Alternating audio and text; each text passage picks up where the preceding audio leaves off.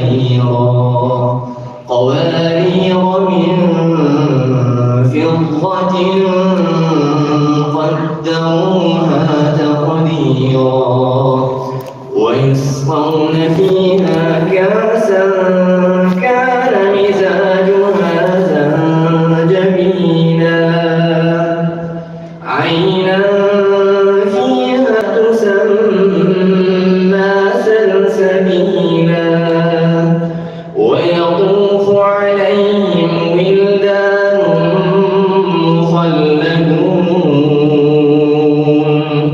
إذا رأيتهم حسبتهم لؤلؤا منثورا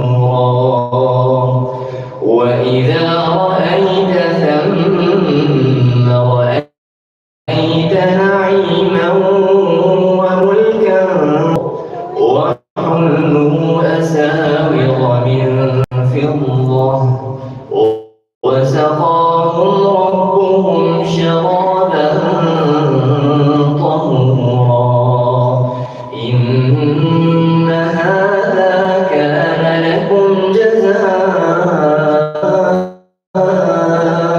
وكان سعيكم مشكورا صدق الله العظيم. MashaAllah, la quwwata illa billah.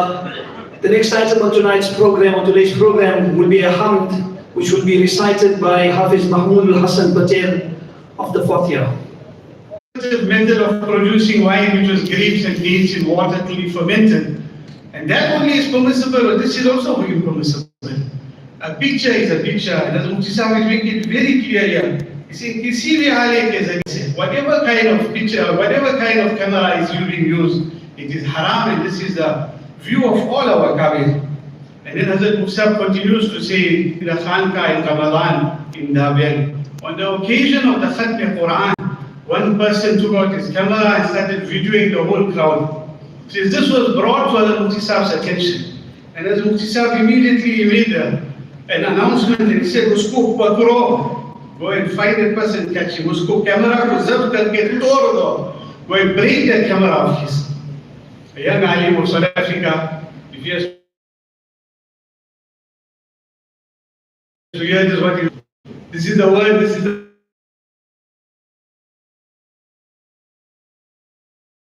if a person is stopping the wrong, then he is labeled as mutashaddid.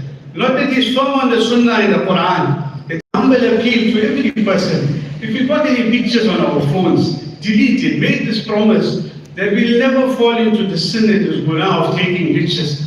May Allah subhanahu wa ta'ala forgive us. Make tawbah to Allah ta'ala. If ever we've done something like this, Bukhari Sharif has one hadith, that Rasulullah sallallahu alayhi wa sallam came into his home, and if he found anything that had a picture on it, dayya, or he destroyed it, immediately he destroyed it in emulation of this Mubarak Sunnah of Rasulullah sallallahu alayhi wa sallam. Let us efface and destroy all those pictures on our phone, and especially a humble appeal to the older people who have now given up everything in their lives, given up cinemas and bioscopes, given up the TVs from their homes, but this little screen has cracked into our pockets. And now we are now at the end of our lives, and we are spending time on the phone. Every night, Allah only knows what's coming on that phone. Remember, every time a picture appears on that camera, on that phone, we're chasing the malaika out of our homes. The month of Ramadan is coming, where Allah subhanahu wa ta'ala's blessings will descend. It's a chance for us to cleanse our homes from all this evil, and to make tawbah to Allah ta'ala. Allah give us tawfiq.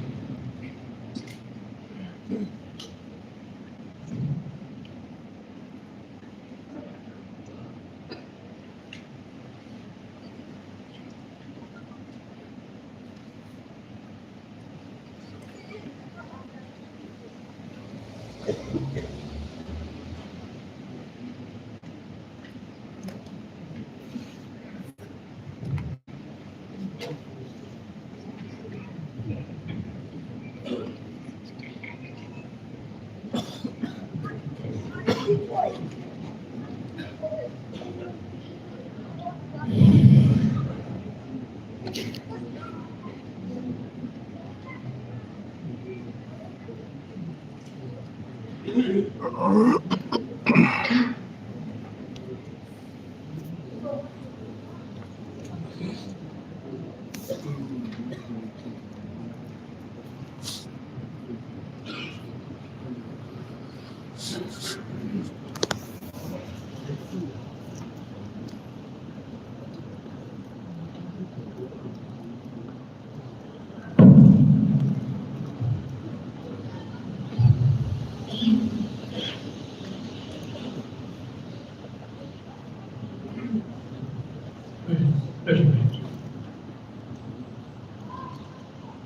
الله الرحمن الرحيم.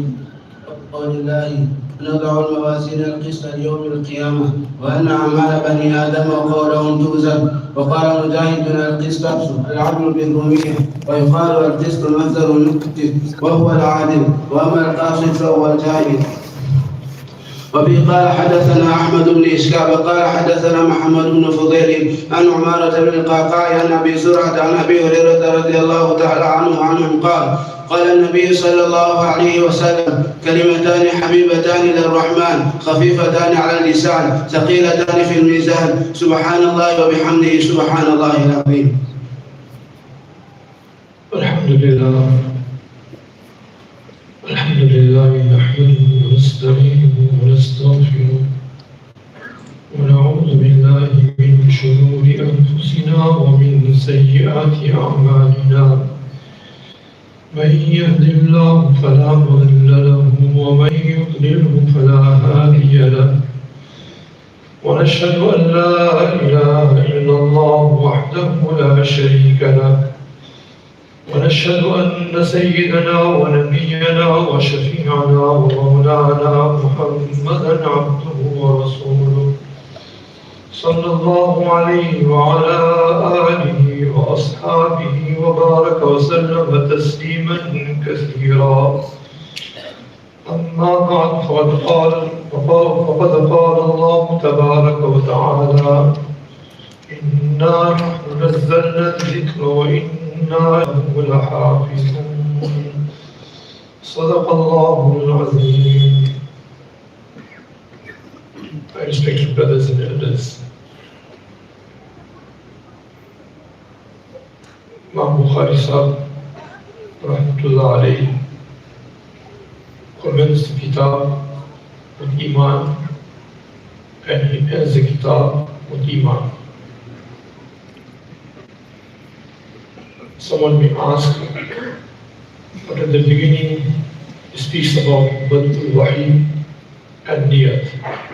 So why do you say it is commenced the kitab Iman and ended the kitab Iman?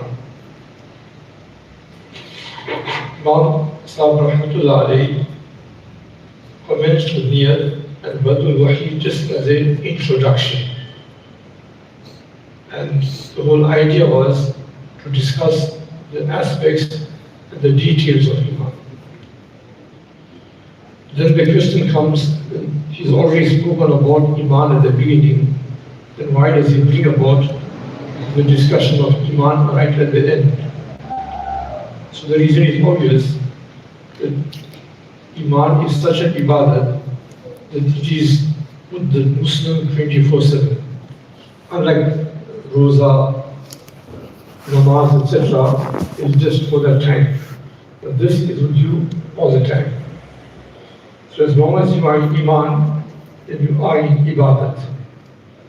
Whether you are asleep, you are awake, you are eating, or you are talking.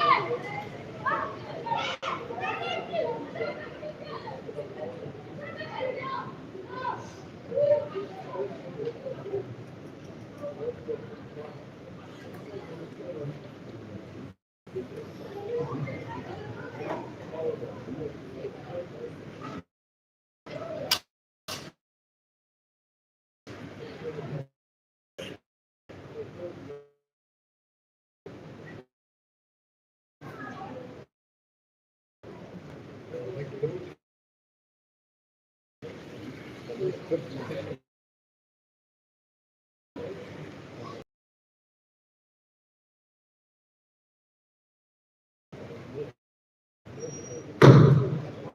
Rasulullah is the finality of nubuwwat, but that's the do. And the don't would be that don't ever believe in any person to be a Nabi after Nabi Sallallahu Alaihi Wasallam. If you did the do's, Nabi Sallallahu Alaihi Wasallam is the Rasul of Allah Ta'ala. But you fail to do the don't, you believed in a Nabi after Nabi Sallallahu Alaihi Wasallam, your Iman is all invalid. Iman is cancelled permanently. So the do's and the don'ts both have to be adhered to in order for Iman to be right. They ask the question, Man Nihaya, what is the end? Come to the end of the kitab. So what is Man Nihaya? What is the end? So our elders say, Al-Awdu ila al-Bidaya, to come back to the beginning. That's Nihaya. To come right to the end, now come back to the beginning. This is such a logical statement that we do it, we see in front of our eyes, but yet we don't trust. So the sabak that is teaching us is learn the return journey. You learned how to come out and how to prosper, but did you learn how to return? That you were made of dust, you were nothing. Now transform yourself to dust before you become dust. Then you are successful, then you have won this whole journey. The famous king of India, just to expedite this whole concept, you only understand through illustrations. So it's Mahmud and his most famous slave was Qiyas. When someone becomes a popular person in someone's eyes, then he is a subject of envy and jealousy. Why is this person given the show? Why did I not get that show and the respect that he is got? Well, that's what happened to the ministers. Then why was the respect given to Qiyas and we were left? So that was burning them. And now they had to say something about Qiyas just to drop him from the eyes of the king, Mahmud. So they tell the king, Mahmud, that you know this Qiyas is conspiring against you. Because at the end of the day, when he's retired from his work, he's going into a closet, and we are sure that he's conspiring against the kingdom. The king's greatest concern is his kursi, his position. He doesn't want to lose that. So anyway, he set up a trap to see now what's going on. So after the whole inquiry is made out, that when Qiyas goes into the closet, is totally secluded, then he removes his royal attire, gown, royal clothing, he removes all that, and he dresses in the attire that he had come into the palace. Torn, dusted clothes, broken shoes, disheveled hair, absolutely not worthy of being seen. And then he addresses himself. He asks, this is you, this is you. Remember that day that you came in, this is you. And what you see around you is just the blessings of Mahmud the king. So that's the mindset of any person, every Muslim. That is what's supposed to be, that you see what you are dust. And all that you see around you is just the grace of Allah Ta'ala. Someone is calling you Maulana, Hazrat, you see, make them do this, whatever else, right? So that's just the grace of Allah Ta'ala, and minus the grace of Allah Ta'ala, to an absolute disgrace. So once that comes into the mind, then you've understood the lesson, Ibadur Rahman. Allah Ta'ala enumerates the characteristics of the believers. So he starts off with Ibad. So there must be a reason. Allah didn't say Rijalullah, he said Ibadur Rahman. So the words that actually selected by Allah Ta'ala are selected for some purpose. So what was the reason? And I will touch this topic because arrogance, pride, attitude has become the order of the day. Nobody can listen to anything. Nobody wants a correction. A small child to an adult, he doesn't want. I come to one, Digar and this. There's nobody like me. So why did he have to tell me? He can't listen to his father, nor his mother shouting him. Nobody. Nobody must tell me anything, and I will do what I want to do. So that's pure shaitan, that you don't want to hear your elder. When Allah commanded him, and he flatly refused. Why?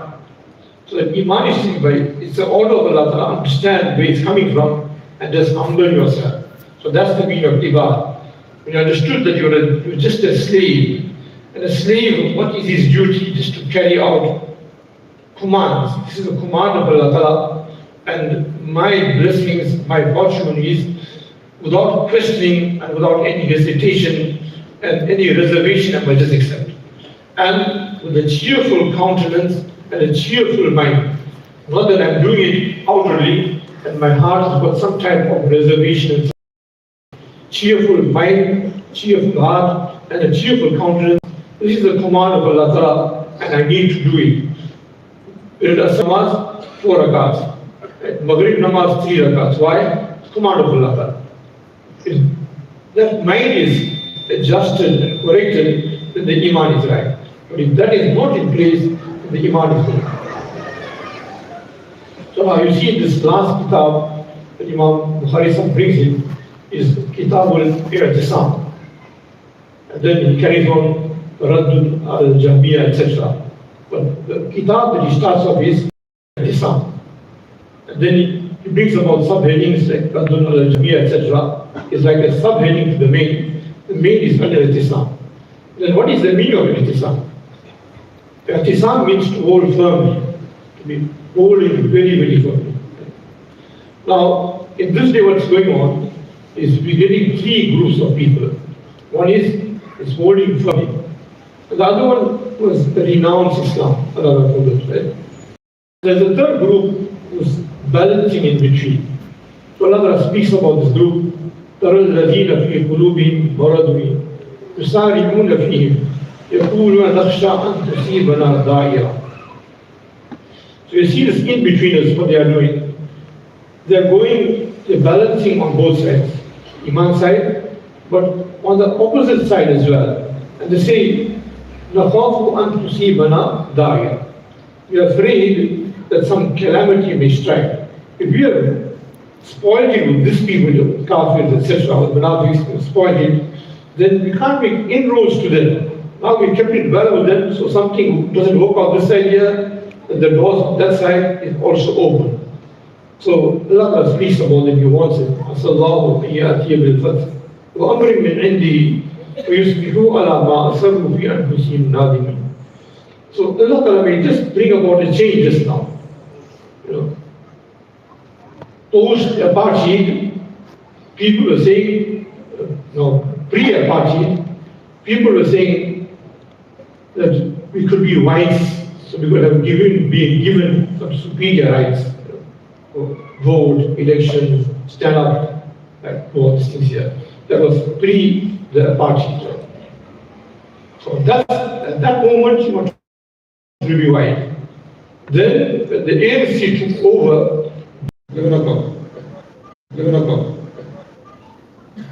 so he began to discuss some things in the Cape Malays. I just admire the statement he made. He says that we have forgotten their language, but Alhamdulillah, the Iman never forgot. The 300 years in Cape Town, they forgot the language. They may know a few as Kannada, etc., they know, right? But they haven't forgot the Iman. I was really, really shocked.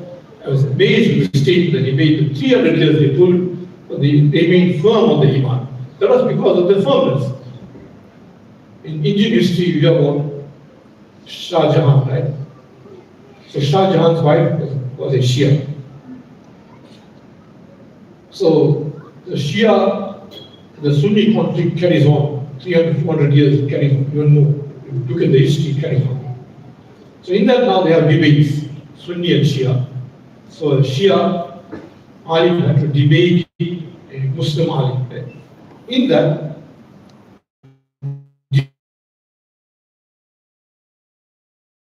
revile and to abuse, insult the Sahaba Kiram. So he did something like this. When Shah Jahan heard of this, he imprisoned us straight away.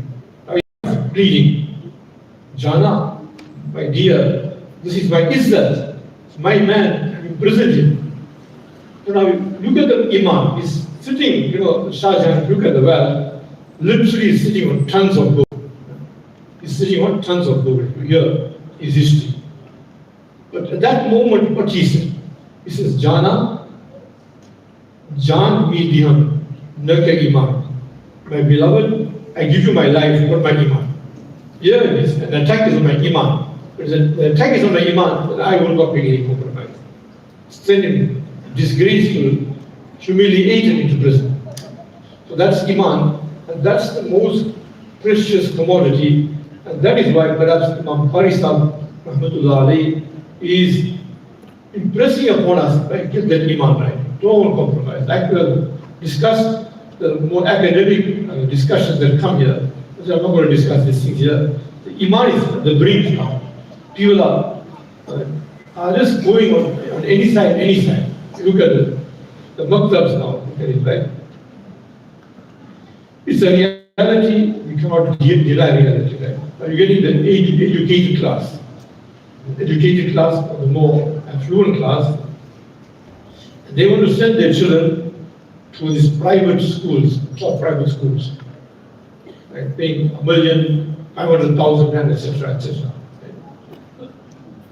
And then the iman is gone so weak that anything that can happen can be a valid excuse for the child not attending the maktab.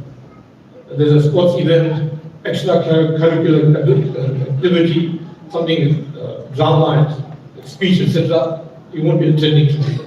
And nobody has the chance to tell the person anything by iman. The school goes. You fail, all right.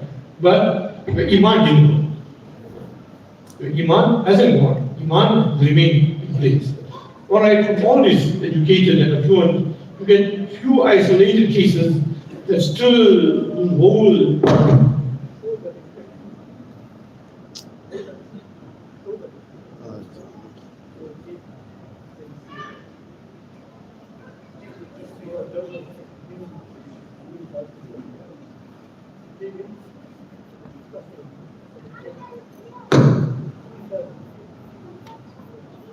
I'm putting my child out of school. Whereas now, he was paying about R1 million fees for the child, putting him out. But what happened? Suddenly I can pull your child out of school. This is not, last night, the child sat down for supper and he's doing like this grace. So where this comes from? It comes from Christianity. It's not Islam. I don't want to lose the iman of my child. You can lose the dunya, it's alright. I can lose the dunya, it's alright, but you mustn't lose iman. So there are those individuals that are conscious about it, that don't. The main thing in their life is paisa, money, status. So for money and status, every sacrifice can be made. So that is why Imam Qari Sahib bringing this chapter towards the end of his kitab, what Ismail just mentioned now, the person is being firm on his deen, strong on his deen, and Imam Bukhari is bringing the chapter. All an extremist, a fanatist.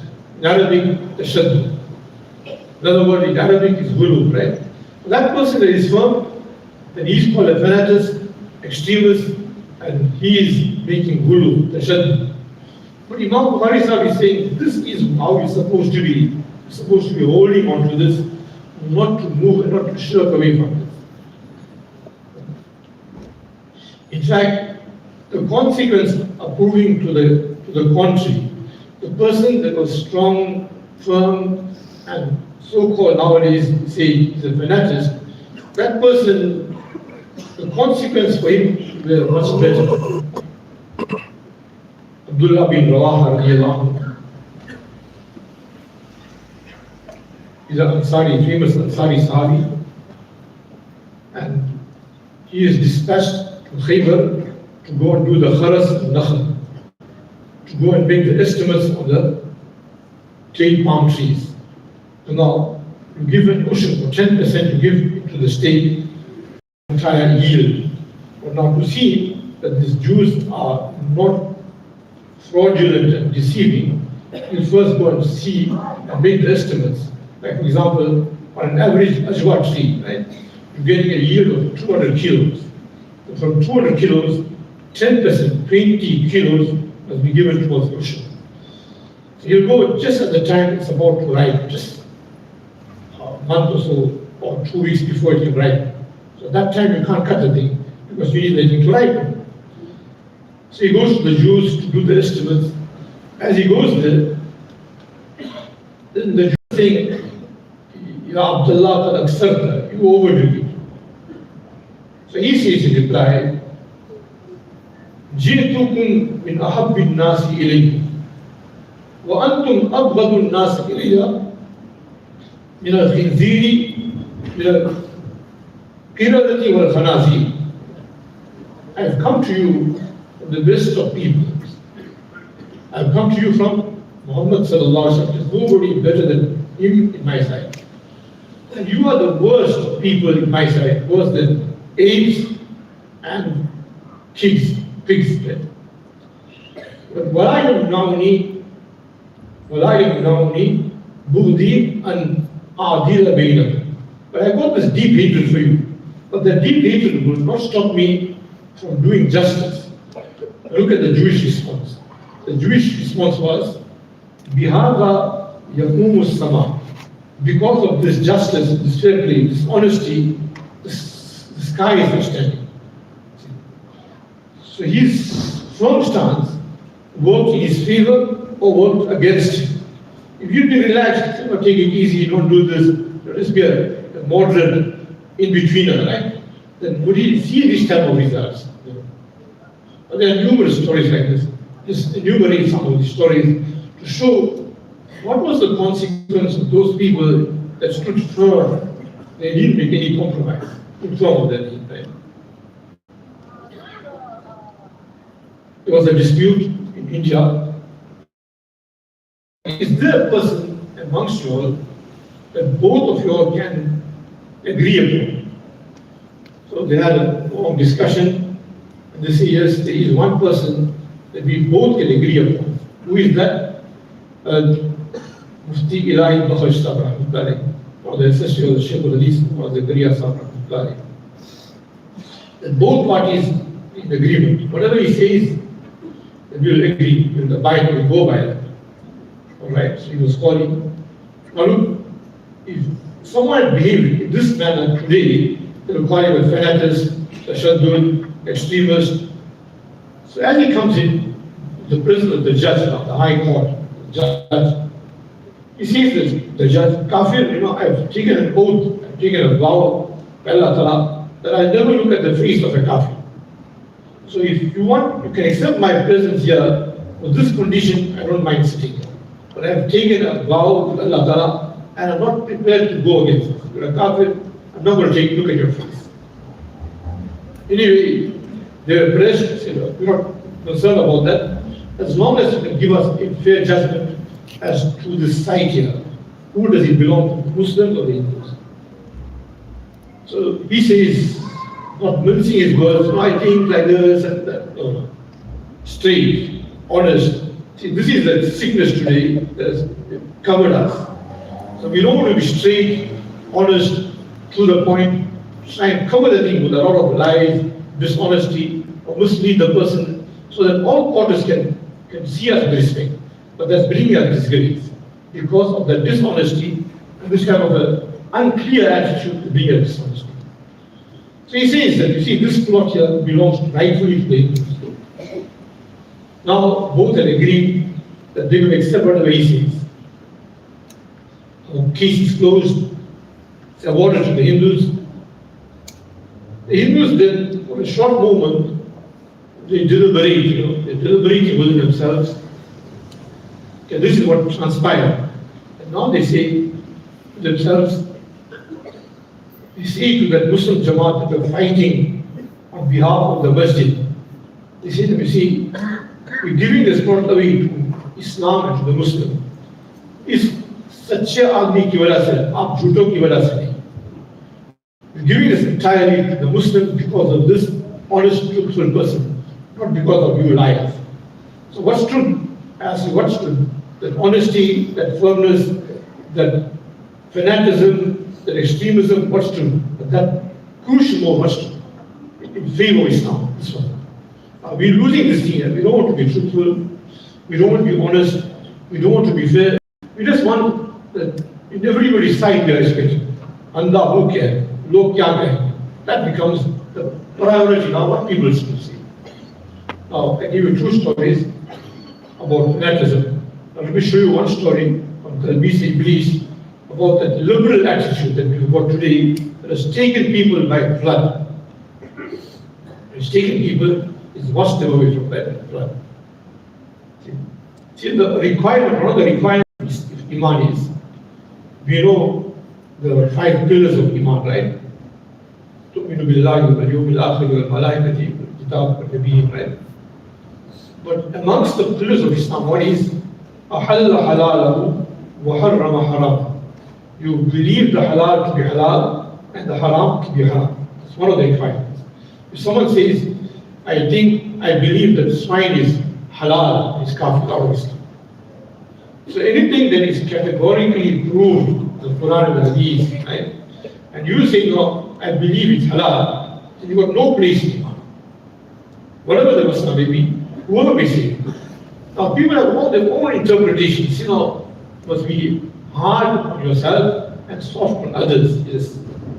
In your own property, in your own rights, you can be hard on yourself and lenient towards others. But in the next person's rights, you cannot be saying, you can't have that I'll be soft with them in their property. In your property, you can be hard, right? But that's your own business, you can be hard, right? Or you can be relaxed in your own, right? Now, just to elucidate this, right? If someone comes and parks his horse and trailer in your yard, right? He intrudes, he barges into your property, and he gets his cars or his horse and trailer parked. So you can say, all right, no, it's my property, I'll overlook it, it's all right. But can you rule such a thing if that person is intruding into the next person's property? Can you rule that? Why? Your own you can say it, all right, but the next person's property you can't. So Islam is the property of Allah. When it's the property of Allah, then does anybody have the right to intrude into the privacy of Allah? Anybody has the right. Understand this is the boundary of Allah. Understand what type of boundaries you are crossing. So to get into this, and in a few moments then you don't know that you may just lose your iman. So just guard that. The least you can do is by saying haram. I am a stupid, I'm doing the wrong things, and I'm not supposed to be doing it. But I accept the haram to be haram, the halal to be halal. But I don't want to justify myself, whether it's photography, whether it's energy, whatever it is. But it's haram, it's haram. I don't want to be near anybody. See, our whole mind is being ruled by the West. Whatever comes from the West is West. Whatever is right is right. That's the mentality. Understand? In photography, women's lib, etc. Right? All this thing was coming from Bangladesh or Malawi. From a rocket scientist from Malawi or from Bangladesh will be acceptable. Why? But he's a rocket scientist. Put all the other scientists away. But because it's coming from the West, therefore it's best, therefore it was accepted. That means you are suffering from a complex. Photography is coming from that side. Let the woman, let them free and go into the street and do everything else. It's coming from the West, came from Bangladesh, came from Malawi, came from there. So now it means you have to change the God now. Our God is over the Quran at least. Whatever the West says, listen to it. If you don't do it, then you're not a tolerant Muslim. That's what they say, you're not tolerant. See, they use some phrases just to confuse. Once upon a time they say, don't be judgmental.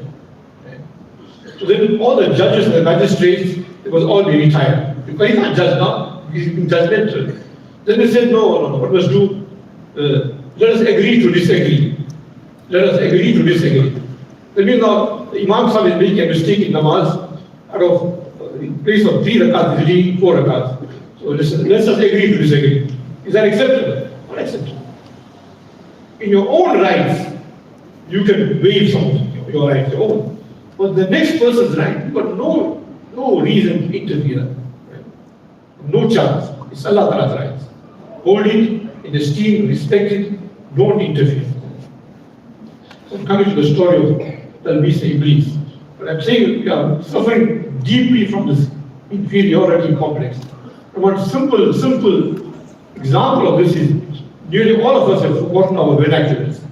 But did you ever see an Englishman or Afrikaner forgetting his language? You ever saw that? Portuguese, he will not. But we are very Usyar now, 3 Usyar. Before there were 2 Usyar, now they became 3 Usyar, and they forgot the vernaculars. Most people, whether Gujarati, Mehman, Urdu, everybody forgot. You speak one line of Urdu or English or Gujarati, they cannot say Kemcho. After that, silent, class.